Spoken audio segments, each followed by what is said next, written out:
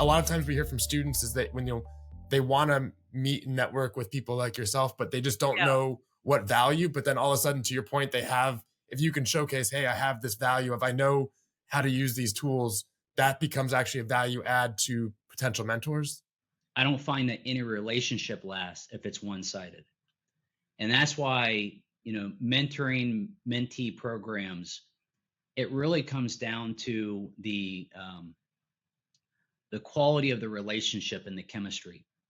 Because you could have two individuals that have two very different skill sets, but if the chemistry is not there, it won't last. I don't care what anyone says. And if you try to match pair people up, it'll be short lived. But unless you find the chemistry in which they can exchange ideas back and forth and they both grow together.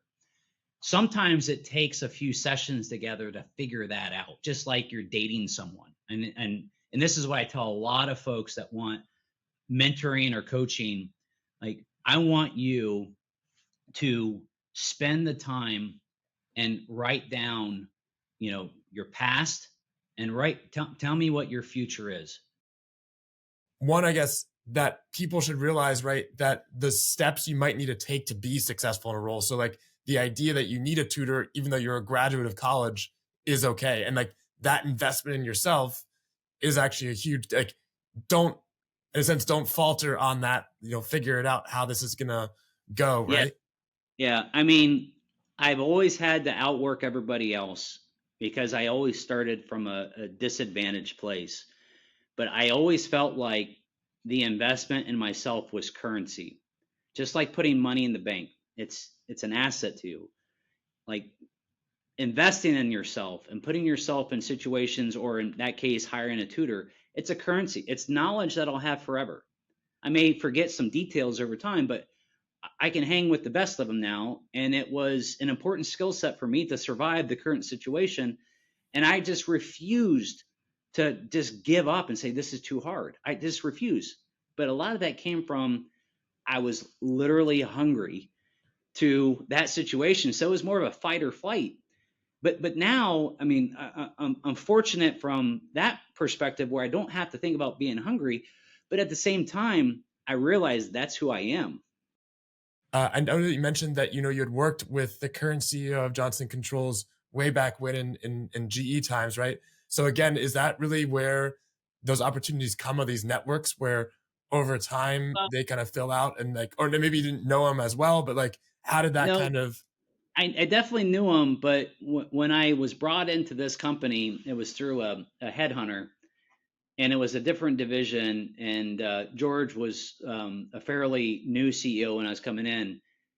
I intentionally didn't reach out to him because I didn't want to get the job because I knew him. I wanted to earn it.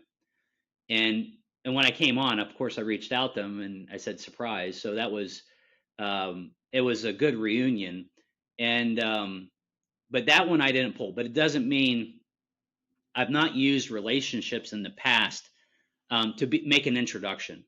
I've never used a relationship to get an advantage in a job. I've always wanted to earn it through merit because it's important to me that I earn my way there versus I knew someone to get there. But knowing someone to open up a conversation is perfectly acceptable in my mind.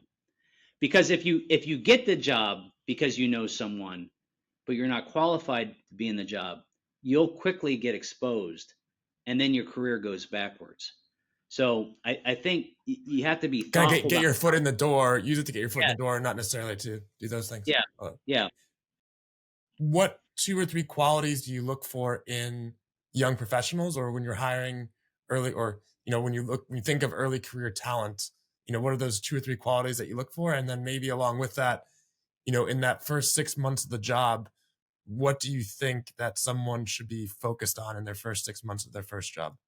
I think if they had, an average GPA, I test how hungry they are. Like, what are you willing to do?